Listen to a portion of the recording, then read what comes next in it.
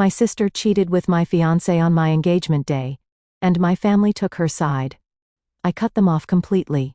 5 years later, they called me with bad news, and wow, never expected karma to hit so hard. My name is Emma, I'm 34, and my sister cheated with my fiancé on my engagement day, and my family took her side. Before I tell you how their karma came in the form of loan sharks and a 911 call, let me know where you're watching from in the comments. The fairy lights twinkled in the backyard, casting a warm, golden glow on the faces of our friends and family.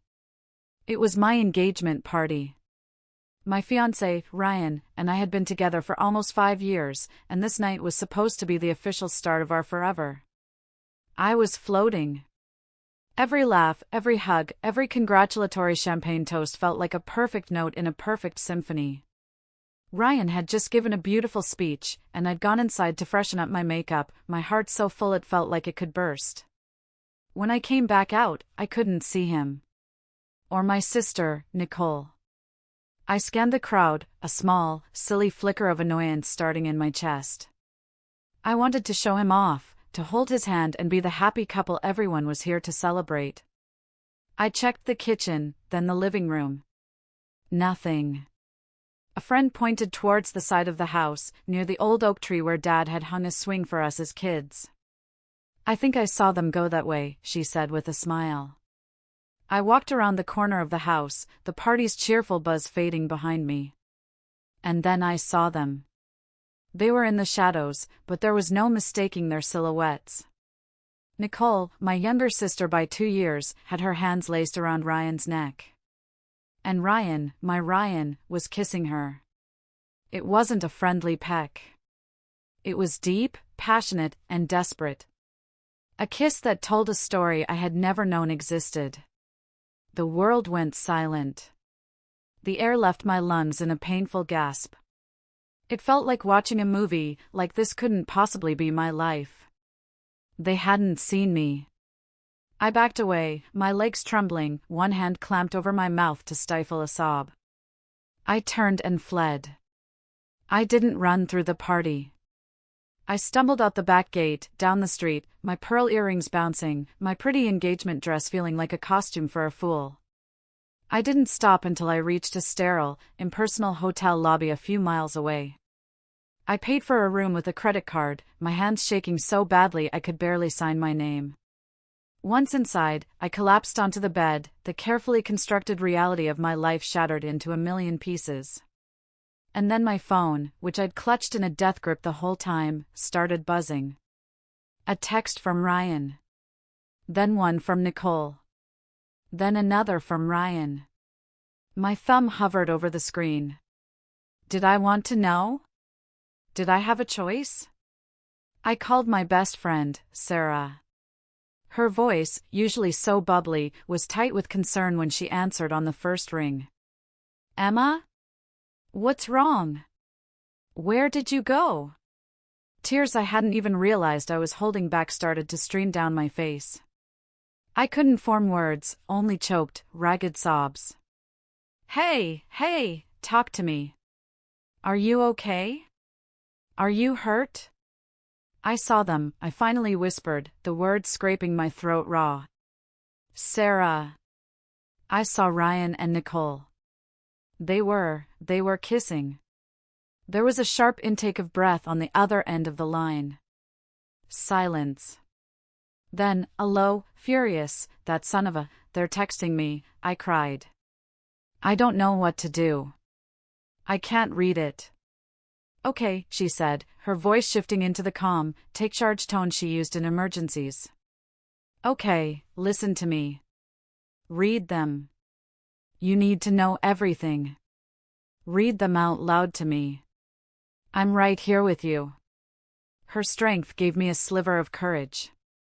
I opened Ryan's message first. My voice was a monotone whisper as I read it aloud.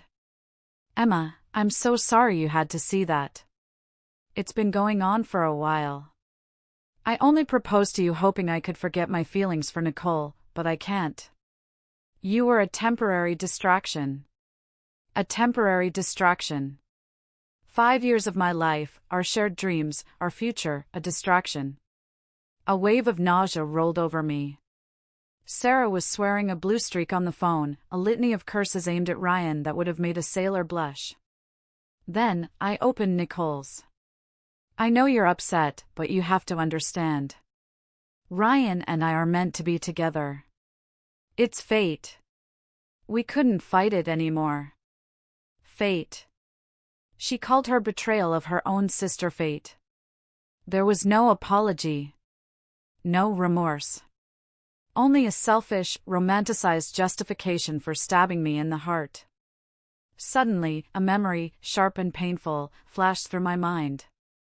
I was 16, getting ready for my junior prom. My grandmother had given me her beautiful, delicate silver locket to wear. It was my most prized possession. Nicole, who was 14, begged to borrow it for a school dance the week before my prom. I said no. She threw a tantrum, and my parents stepped in. "Oh, Emma, don't be selfish," my mother had cooed. "You're the older sister, let her wear it. She'll be careful." My father just grunted in agreement. "Don't cause a fuss." I reluctantly gave in. Of course, she lost it. When I cried, my parents comforted her, telling me, "It was just an accident, honey. Don't make your sister feel bad." My heartbreak was an inconvenience. Her feelings were paramount. It was always like that. Nicole was the golden child, the brilliant, beautiful star, and I was the sensible, reliable, background planet. Her wants always eclipsed my needs. And now, she wanted my fiancé. And just like with the locket, she had taken him, and I was expected to just deal with it. I spent 3 days in that hotel, numb. Sarah brought me clothes and food, sitting with me in silence when I couldn't talk and listening when I finally could. I ignored the dozens of calls from my parents.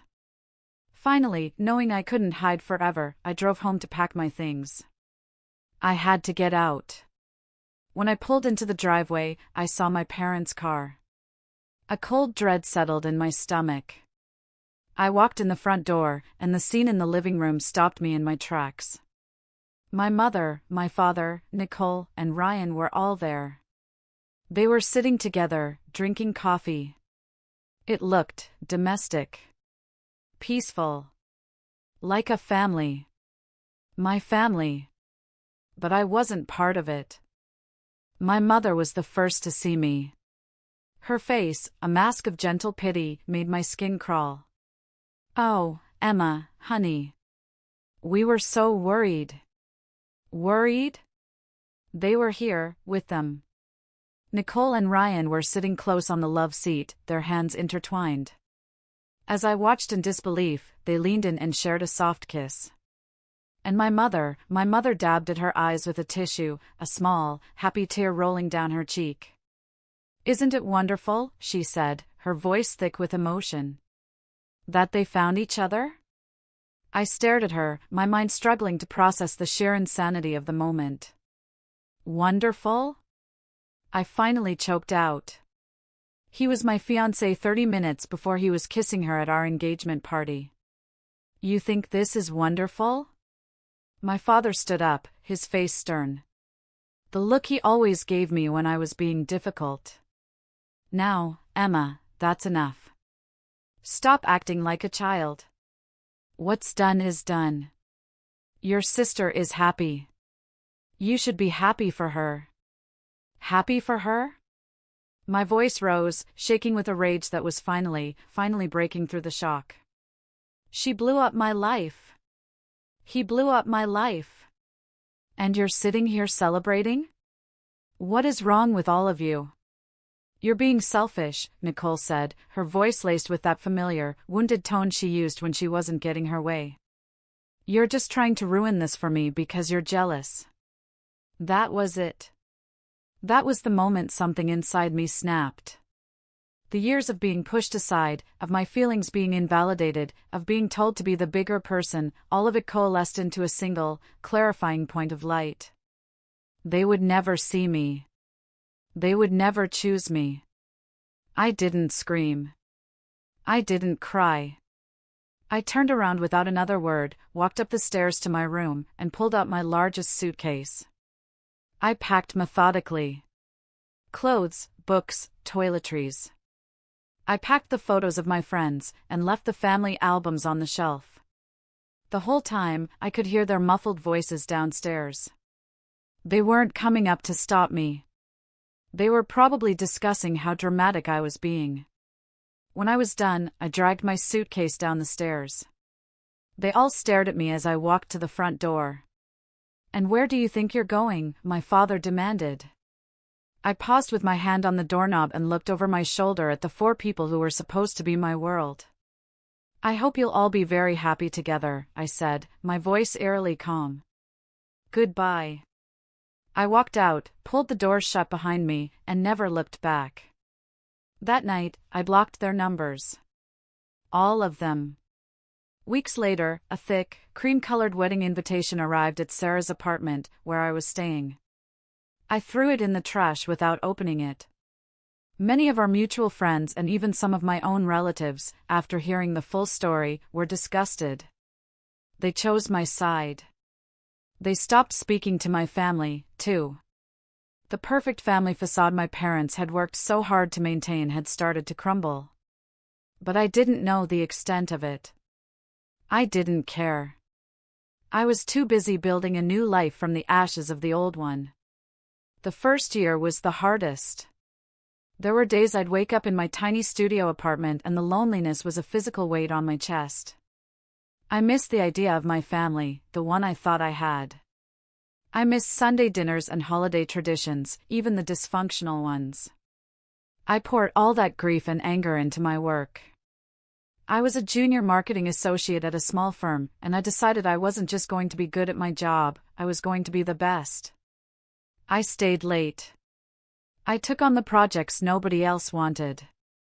I learned, I grew, and I started to climb. Within 2 years, I got a significant promotion. The new salary allowed me to move out of the tiny studio and into a beautiful 1-bedroom apartment in a modern, secure building downtown. It was my sanctuary. For the first time, I felt safe. I started making new friends, discovering new hobbies. I was building a life that was entirely mine, on my own terms, free from the shadow of my family's expectations and Nicole's endless needs. 5 years passed. 5 years of silence. 5 years of peace. I was 34, a senior marketing director at a larger company, confident and happy. The pain of the betrayal had faded from a raw, open wound to a thin, silver scar. A reminder of a battle I had fought and won. I rarely thought about them anymore. They were ghosts from another life. Then, one Tuesday evening, my phone rang. It was an unknown number. I almost ignored it, but something made me answer. "Hello? Emma?" The voice was hesitant, fragile. It took me a second to place it. It was my mother. My blood ran cold. 5 years of silence, and now this. "What do you want?"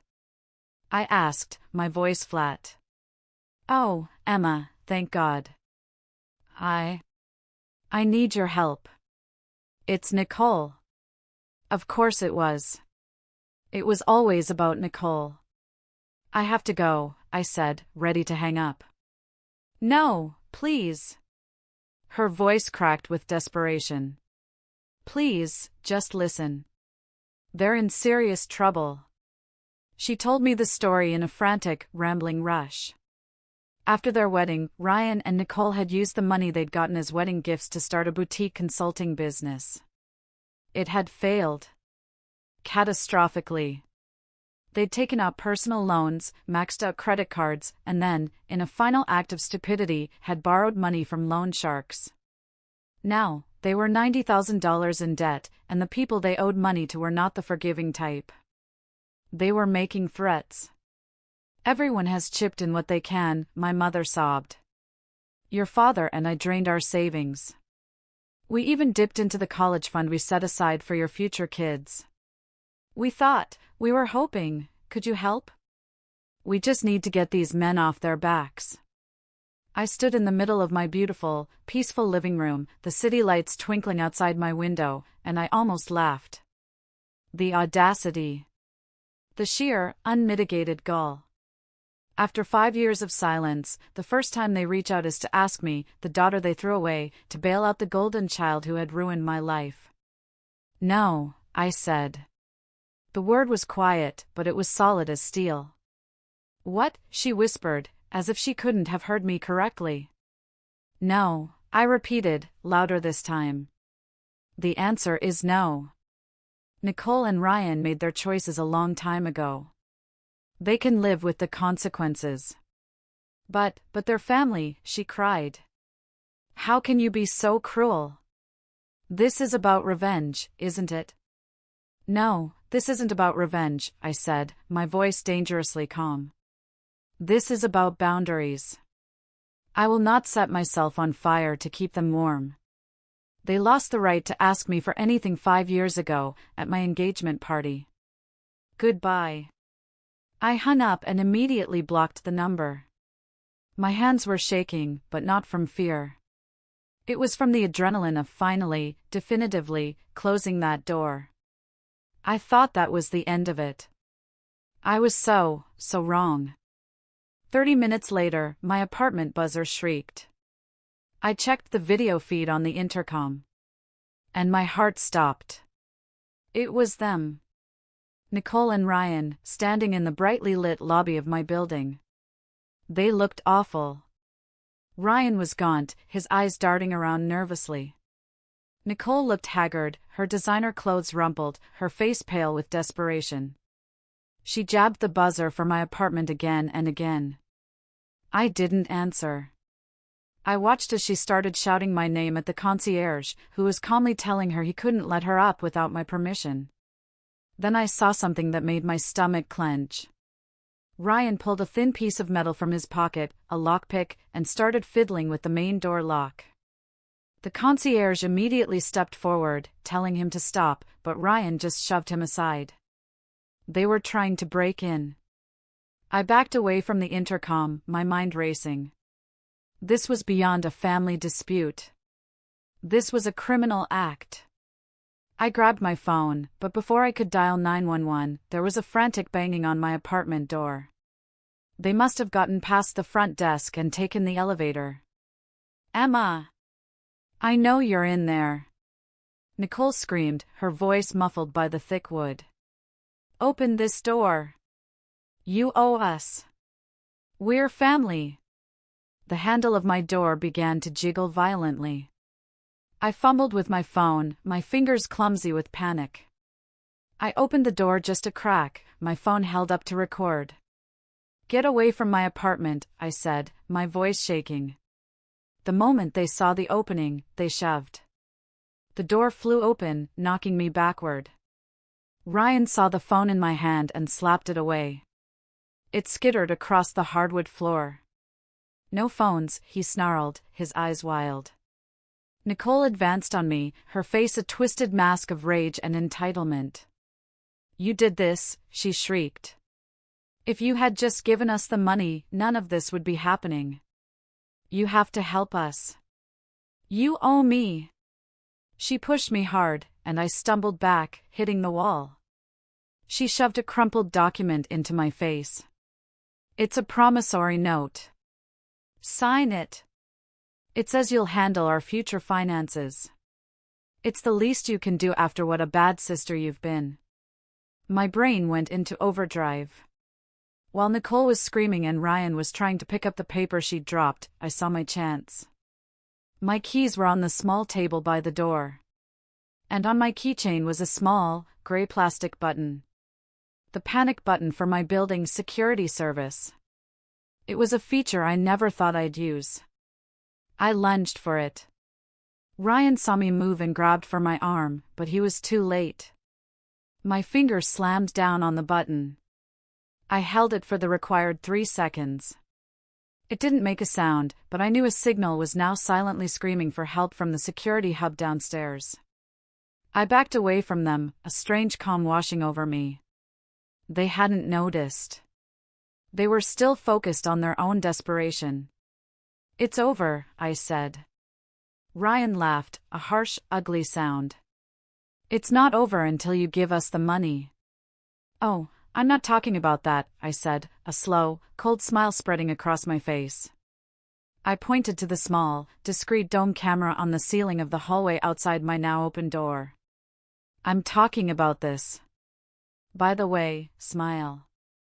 The entire building is on a recorded loop. The color drained from their faces. They looked from the camera back to me, comprehension dawning in their eyes. At that exact moment, a piercingly loud alarm began to blare through the hallway, the building's response to the panic button. And cutting through that noise was another, even more satisfying sound, the wail of police sirens, growing rapidly closer. The police were there in under 2 minutes. 2 uniformed officers stepped out of the elevator, their expressions all business. The concierge was with them, pointing a shaking finger at my apartment. They took in the scene in an instant, me, disheveled against the wall, the scattered phone, Nicole and Ryan, frozen like animals in headlights. Nicole immediately started crying. Officer, thank God. My sister, she's crazy. She's trying to have us evicted. The officer ignored her and looked at me. Ma'am, are you okay? I nodded, finding my voice. They forced their way into my apartment. They assaulted me. That's a lie. Ryan blustered. This is a family matter. It's about an inheritance dispute, a misunderstanding. The lead officer wasn't buying it.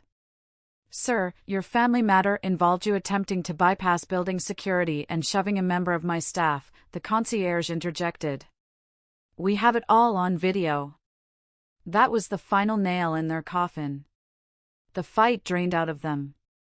As the officers cuffed them and read them their rights, Nicole kept looking at me, her eyes pleading. Emma, please. Tell them to stop. You can't do this to me. I'm your sister. I just looked at her, at the woman who had stolen my fiancé, celebrated my pain, and then tried to blame me for her own catastrophic failures. And I felt nothing. Just a vast, quiet emptiness where my love for her used to be. I watched them get led into the elevator, and for the first time in 5 years, I felt truly, completely free.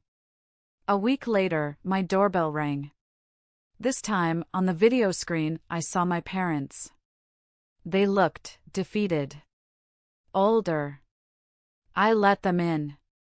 They stood awkwardly in my entryway, looking around at the life I had built without them. My father, a man I had never seen cry, had tears in his eyes. We were wrong, Emma, he said, his voice thick. We were so wrong. After the arrest, the phone started ringing, my mother added, her voice a monotone. Your Aunt Carol. Old friends. They'd heard what happened. They were ashamed of us. They said we had failed you. And they were right. We saw what everyone else saw all along. We're so sorry. They finally saw it. Not because they'd had a moral epiphany, but because their public image, the thing they valued above all else, had been shattered. Their apology wasn't for me, it was for them. I took a deep breath. The old Emma would have cried, would have accepted the apology because she was so starved for their approval. But the old Emma was gone. I hear you, I said, my voice gentle but firm. And I understand. You're not sorry for what you did. You're sorry you got caught. You're sorry for how this makes you look. They opened their mouths to protest, but I held up a hand. It's okay. I accept your apology. Not for you, but for me. So I can finally be done with all of this. I forgive you, so I can let it go. I looked them both in the eye. But forgiving doesn't mean forgetting. And it doesn't mean we can go back. That door is closed. The person you knew is gone. I walked them to the door. They didn't argue. There was nothing left to say. 6 months later, I was hosting a small dinner party in my apartment. My guests were Sarah and a few other close friends, my real family. My chosen family. We were laughing about something silly, the sound echoing in the warm, happy space I had created for myself. Sarah raised her glass. To Emma, she said, her eyes shining. Who built her own damn castle, moat and all. Later that night, after everyone had left, I stood on my balcony, looking out at the city lights. I thought about them. I found out through the grapevine that Nicole and Ryan had avoided jail time, but the plea deal involved them seeing a court-appointed lawyer and declaring bankruptcy. They had to sell everything and move in with my parents. Their perfect life had imploded. I didn't feel joy at their misfortune. I just felt quiet. I thought about the family I had lost, and for a moment, a familiar pang of sadness hit me. But it was fleeting, like a cloud passing in front of the moon. It was replaced by a deep, unshakable sense of peace. My value wasn't tied to their approval. My happiness wasn't dependent on their love. I had found it all on my own. I went back inside and turned the deadbolt on my door. The solid, final click wasn't a sound of fear anymore. It was the sound of sanctuary. The sound of a life that was, finally and completely, mine. Thanks so much for listening to my story. It was a long and painful journey, but I came out stronger on the other side. My question for you all is, have you ever had to cut off a toxic family member to protect your own peace? Let me know your experiences in the comments below. And if my story resonated with you, please give this video a like and subscribe for more. After listening to today's story, perhaps it has raised some new questions in your mind, or maybe it has brought back some old memories. Every day on Reddit, new experiences and moments create fresh stories, and they connect all of us. Everyone has their own unique journey in life, and we all try to understand the world in our own way. These kinds of moments remind us that we are all human, sometimes happy, sometimes sad, and always learning something new. If you enjoyed this story, feel free to share it with your friends. Your thoughts and feedback are always valuable to us, as they motivate us to create even better content. Every story has its own unique angle, and our goal is to understand everyone's perspective and make our content diverse and relatable. Stories like these help us realize that life's journey is different for everyone, and by hearing other stories, we learn something new. You can also share your own stories with us. Your experiences are valuable to us as well, and if you enjoyed this video, please leave your feedback. We aim to create content that brightens your mind and gives you new ideas every time. If you've already seen this video before, your feedback is still important. With every piece of feedback, we can improve our content and bring a new perspective to our viewers. Today, what we saw was just a small part of the many stories shared on Reddit and across the world. It's a reminder of how we all try to understand life by sharing our experiences with each other. This video was only an example of how we try to connect with others through storytelling, learning about different sides of life. We hope to continue sharing such stories that help us all learn and grow together. Thank you for your time, and don't forget to keep an eye out for more stories coming soon. If you haven't already, please like and follow for more amazing content. Your support keeps us going, and we will strive to bring you more thought-provoking and heartwarming stories. Until next time, take care and stay curious. **